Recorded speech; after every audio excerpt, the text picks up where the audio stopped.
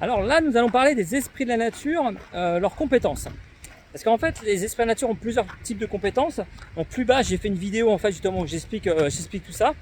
Mais en fait, ils ont deux grosses compétences. La première, c'est la nature. Ils vont s'occuper en priorité des territoires qui leur sont alloués.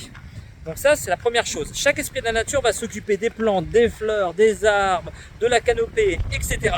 Voilà, c'est très facile à repérer, hein. Plus ils sont petits, plus c'est bas, et plus ils sont grands en fait, plus ils sont longilignes, et plus ils vont s'occuper donc de la biologie beaucoup plus haute. Ensuite, ces esprits de la nature ont une conscience aussi, et c'est pour ça qu'on peut communiquer avec eux. Leur conscience passe par le cœur. La communication passe par le cœur. Quand vous leur dites je vous aime, ils n'ont rien entendu. Si vous leur dites je vous aime, là ils ont compris. Vous avez vu la différence? Le cœur, voilà, c'est ici que ça se passe. Quand on dit les choses vraies, les esprits de la nature, nous écoutent, nous ressentent, vibrent. Voilà. Donc c'est là que ça se passe. C'est le langage du cœur, les esprits de la nature. Et là, en fait, ils vont vous recevoir. Et comme je dis souvent, ça, c'est pas au premier coup que ça fonctionne. C'est au fur et à mesure d'aller dans la nature, vous allez en fait de plus en plus parler avec le cœur et eux vont de plus en plus se rapprocher de vous. Et parfois ça peut être très rapide, hein. Si vous êtes vraiment émerveillé par la nature, si vous êtes vraiment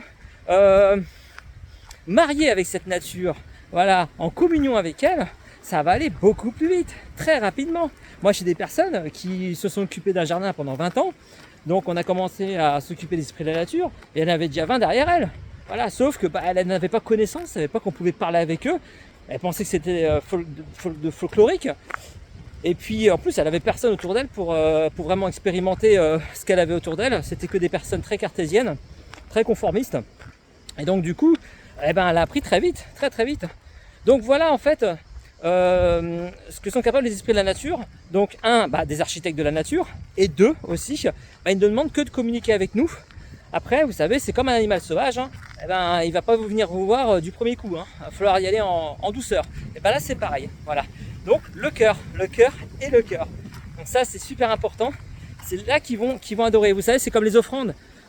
Si vous déposez par exemple une pierre ou quoi que ce soit, juste comme ça pour leur dire merci. Non, eux ce qu'ils veulent en fait, ils n'ont même pas besoin de matériel, ils n'ont même pas besoin de pierre, d'encens, de fruits ou de quoi que ce soit. D'ailleurs les fruits dans la nature c'est pas trop chouette d'en mettre parce que parfois ils sont pas à leur bonne place.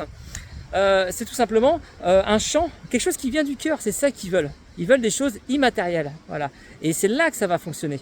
Donc ça peut être un chant, ça peut être une danse, ça peut être de la musique. Si vous ne savez pas par exemple faire de la musique ou chanter, vous mettez un chant avec une enceinte Bluetooth ou votre téléphone portable.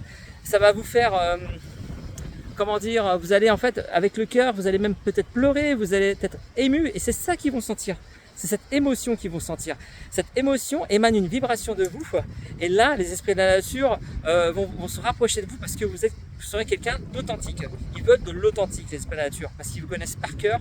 Voilà. Ce que vous avez à l'intérieur, on va dire qu'il y a une couleur. S'ils voient cette couleur à l'extérieur, c'est vous.